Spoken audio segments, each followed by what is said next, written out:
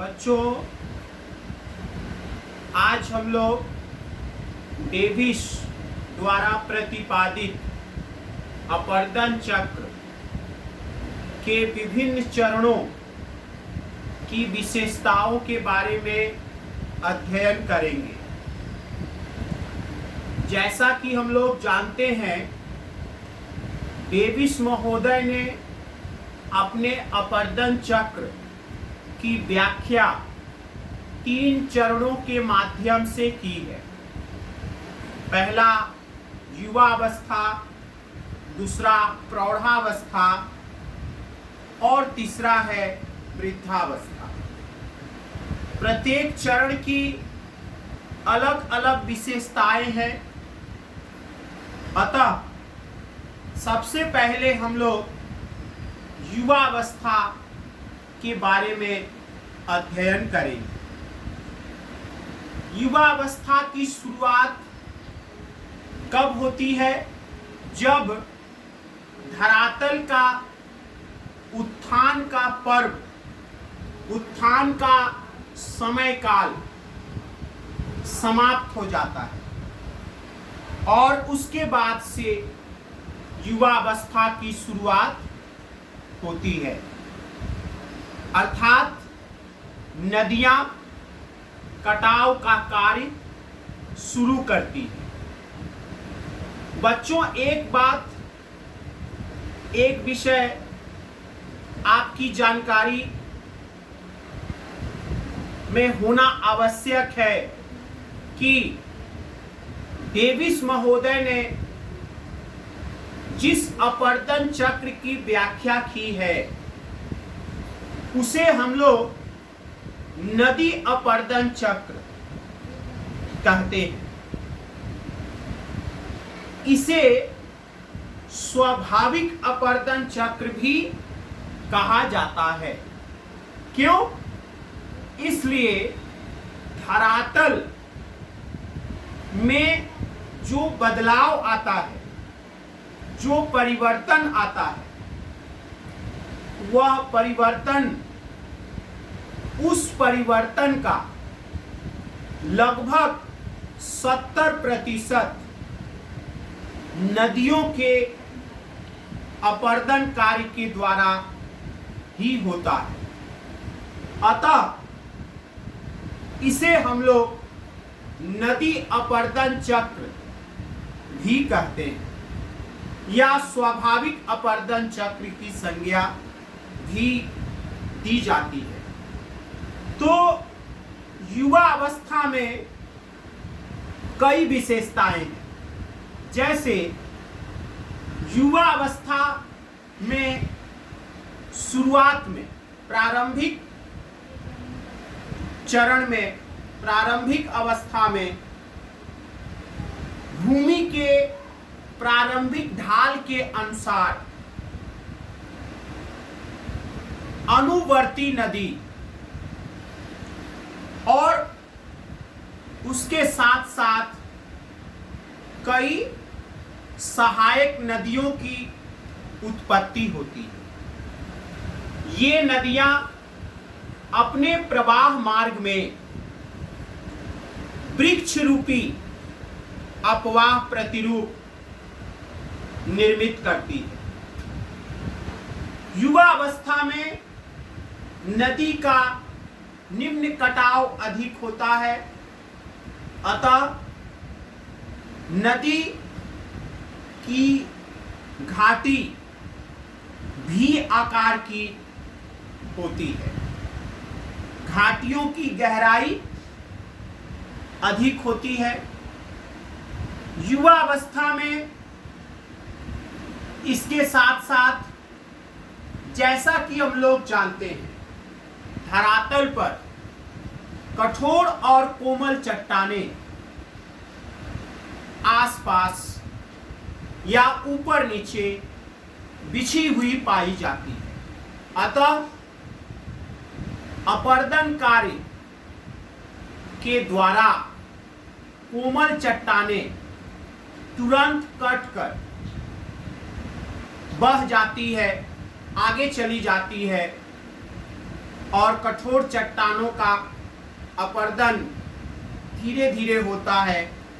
अतः इस अवस्था में कटाव या अपर्दन में अंतर होने के कारण यहाँ जलप्रपात का निर्माण होता है। युवा अवस्था में आपको नदी अपने साथ कई छोटे बड़े कंकड़ पत्थर बहाकर ले चलती है और अपघर्षण क्रिया के द्वारा नदी की तली में जल गर्तिका का निर्माण होता है और इसके साथ साथ नदी की तली का तीव्र गति से कटाव होता है।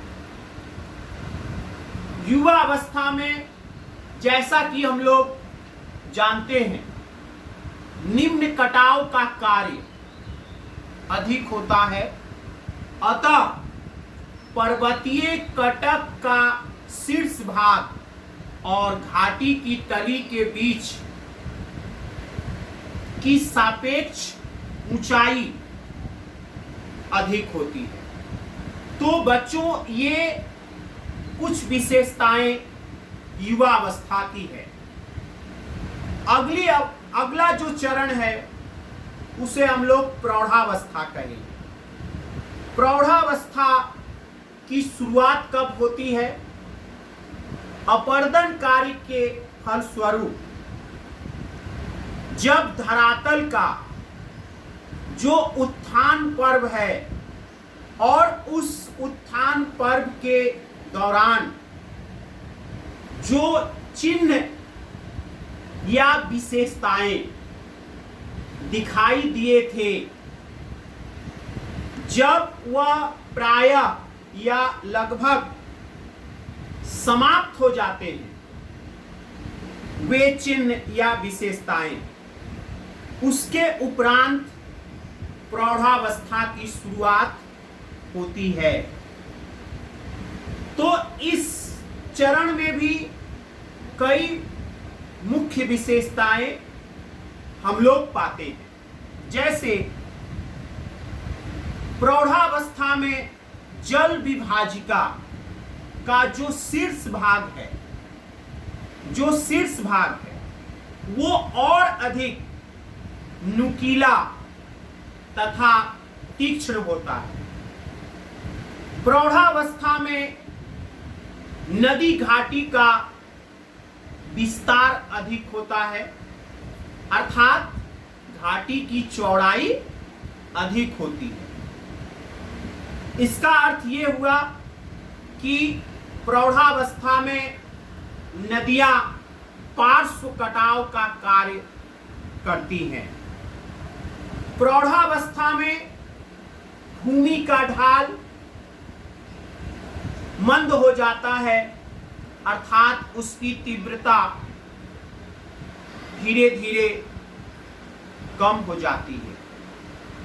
प्रौढ़ावस्था में बाढ़ के मैदान निर्मित होते हैं और मुख्य नदी अपने संतुलन की स्थिति या आप संतुलित ढाल की स्थिति में पहुंचती है। प्रौढ़ावस्था में धरातल का असमतल स्वरूप अधिक पाया जाता है। तो इस तरह से बच्चों, प्रौढ़ावस्था की ये कुछ प्रमुख विशेषताएं थी। अगले चरण में हम लोग जब पहुंचेंगे वो है वृद्धावस्था। वृद्धावस्था में जब घाटी में निम्न कटाव का कार्य बंद हो जाता है, तब वृद्धावस्था की शुरुआत होती है। इसका अर्थ यह हुआ कि इस चरण में निम्न कटाव का कार्य नहीं होता और उसके जगह पर पार्श्व कटाव का कार्य अधिक होता है। तो इस तरह से वृद्धावस्था की कई मुख्य विशेषताएं हैं। जैसे इस चरण में नदियों की संख्या प्रौढ़ावस्था से कम परंतु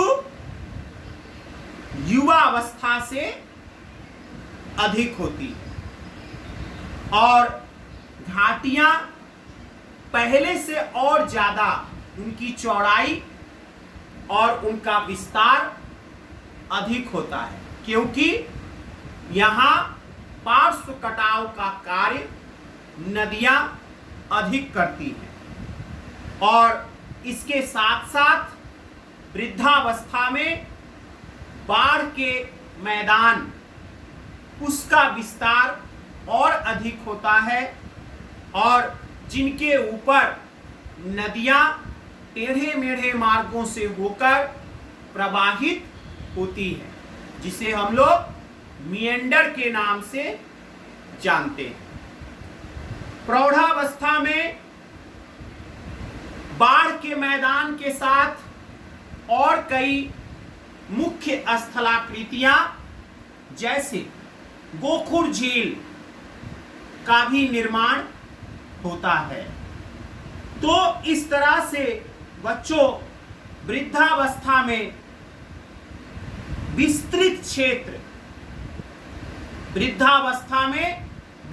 क्षेत्र अपर्दन की अंतिम सीमा तक पहुंचती है और इस प्रकार एक प्रायः समतल मैदान, जिसे हम लोग अंग्रेजी में पेनी प्लेन के नाम से जानते हैं, वो निर्मित होता है और इसी प्रायः समतल मैदान पर यत्र तत्र कठोर चट्टानों द्वारा निर्मित अपर्दन रोधी चट्टान, जिसको हम लोग कहते हैं, कठोर चट्टानों द्वारा निर्मित छोटे छोटे पहाड़ी टीले दिखाई पड़ते हैं, जिसे हम लोग मोनाडोनक्स के नाम से जानते हैं। तो ऐसे मोनाडोनक्स या टीले, कम ऊंचाई वाले टीले हमें झारखंड राज्य में अधिक दिखाई पड़ते हैं। तो इस तरह से बच्चों डेविस द्वारा प्रतिपादित अपर्दन चक्र की 3 चरणों की ये कुछ प्रमुख विशेषताएं थी, परंतु डेविस महोदय ने जिस अपर्दन चक्र की व्याख्या की है उनमें कई खामियां भी थी, उनके कई नकारात्मक पहलू भी थे, जिसकी जानकारी होना भी आवश्यक है। जैसे डेविस महोदय ने ये बताया कि उत्थान एक निश्चित अवधि में तेजी से होता है, जबकि प्लेट विवर्तनिकी सिद्धांत के अनुसार उत्थान एक सतत और अत्यंत धीमी प्रक्रिया है। तो डेविस की ये बात गलत साबित हुई है। दूसरा जो नकारात्मक बिंदु था डेविस के सिद्धांत का, वो ये है कि डेविस ने उत्थान और अपर्दन के बीच जो संबंध प्रस्तुत की है वो भी भ्रामक है। डेविस ने बताया कि जब तक उत्थान होता है अपर्दन नहीं होता, बल्कि ये प्लेट विवर्तनिकी सिद्धांत के अनुसार उत्थान और अपर्दन की प्रक्रिया दोनों साथ साथ चलते हैं। तीसरा जो नेगेटिव पॉइंट्स उन्होंने बताया है वो है कि अपर्दन चक्र पूरा होने या अपर्दन चक्र चलने के दौरान धरातल स्थिर अवस्था में रहना चाहिए, बल्कि यथार्थ में यह संभव नहीं है। अगला जो पॉइंट है, डेविस ने अपने अपर्दन चक्र में समय की आवश्यकता को बहुत ज्यादा महत्व दिया। तो ऐसे कुछ बिंदुएं थी जिसकी आलोचना विभिन्न विद्वानों ने विभिन्न सिद्धांतों के माध्यम से की है, परंतु डेविस द्वारा प्रतिपादित अपर्दन चक्र की आलोचना होने के बावजूद ये कहना आवश्यक है कि डेविस महोदय वो व्यक्ति हैं जिन्होंने अपर्दन चक्र की संकल्पना को सर्वप्रथम एक निश्चित ढांचा प्रदान किए थे। तो उनके इस योगदान को नहीं भुलाया जा सकता। तो बच्चों, आज हम लोग इस क्लास में डेविस द्वारा प्रतिपादित अपर्दन चक्र के विभिन्न चरणों की विशेषताओं का अध्ययन किए और अगले क्लास में हम लोग शुष्क अपर्दन चक्र के बारे में अध्ययन करेंगे। धन्यवाद।